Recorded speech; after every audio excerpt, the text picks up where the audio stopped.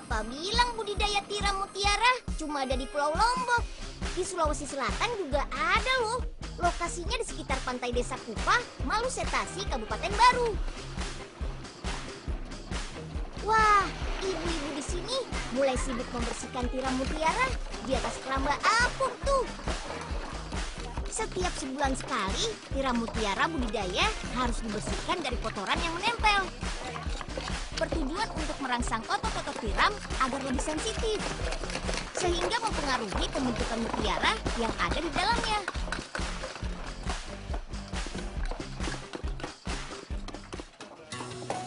Tiram mutiara yang paling banyak dijumpai di perairan Indonesia adalah jenis Pinctada maxima, yaitu jenis tiram mutiara terbesar yang bisa tumbuh hingga seukuran piring makan. Are, tempat apa ini, Nyil? Ai datang jauh-jauh untuk beli mutiara ya? Bukan mau mancing, Ai. Ye, ini sih bukan tempat mancing, Mister. Tapi keramba apung untuk budidaya tiram mutiara. Are, siapa mau tiram ya? Ai mau mutiara. Yuk ada mutiara, nanti ada rupe. Oh, oke lah kalau begitu. Nanti Unyil siapin mutiara yang sudah jadi buat Mister VJ. Tapi wane piro dulu dong, Mister. Alah, gampang, Nyil. Soal rupe, VJ tidak pernah pelit ya. Nanti VJ bayar mahal. Asik. Setelah berumur 1 hingga 1,5 tahun, tiram mutiara sudah dapat menghasilkan nacre atau cairan lendir pembentuk lapisan mutiara. Jadi, pada saat itulah tiram akan diangkat dari laut untuk dilakukan operasi. Tenang, tiramnya tidak sakit kok. Operasi yang dilakukan pada tiram nanti hanya untuk membuat mutiara pada tiram.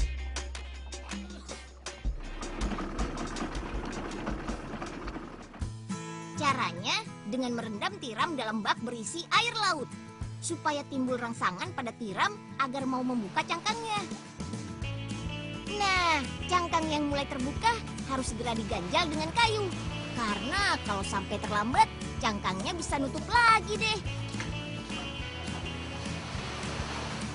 Wele-wele, bisa memble tuh, mulut cangkang diganjal begitu. Oh iya, kenalin nih, Mr. Nagai. Beliau adalah ahli tiram mutiara dari Jepang. Kebetulan, Mr. Nagai sedang melakukan operasi pemasangan nukleus ke dalam tubuh tiram. Nukleus yang sengaja dimasukkan Mr. Nagai ke dalam tubuh tiram ini bukan dari bahan plastik loh, tapi terbuat dari cangkang kerang yang hanya hidup di Sungai Mississippi, Amerika Serikat. Keren kan? Umumnya, bentuk nukleus yang banyak digunakan adalah bulat. Dan pastinya, mutiara yang akan dihasilkannya pun berbentuk bulat. Dengan masuknya nukleus ke dalam tubuh tiram, maka secara otomatis sistem pertahanan tubuh pada tiram akan bereaksi dan melakukan perlawanan dengan mengeluarkan cairan lendir yang disebut nacre. Apabila dibiarkan lama, cairan nacre ini akan terus menumpuk dan mengeras, sehingga akan membentuk lapisan mutiara berwarna indah pada nukleus. Jadi deh mutiaranya.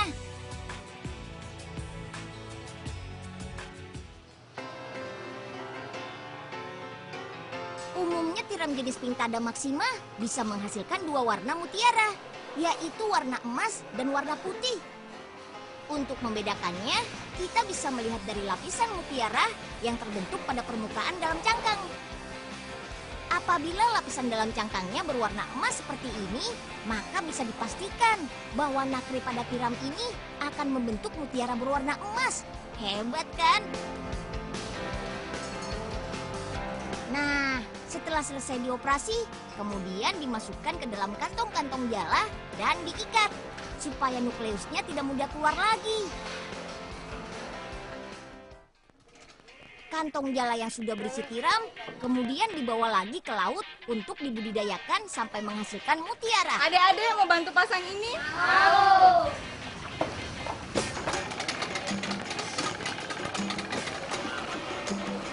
Pemeliharaan juga sangat bergantung pada kondisi perairan lautnya loh. Selain harus bersih dari pencemaran sampah, ketersediaan plankton sebagai sumber makanan di laut juga sangat menentukan. Karena itulah, tidak semua perairan di Indonesia bisa digunakan untuk budidaya tiram mutiara. Sampai saat ini, Indonesia masih menjadi salah satu negara penghasil mutiara terbesar di dunia. Hampir 43% mutiara yang ada di dunia berasal dari perairan laut negara kita, yang kemudian diolah menjadi beraneka perhiasan mahal, seperti cincin, kalung, dan aksesoris mahal lainnya.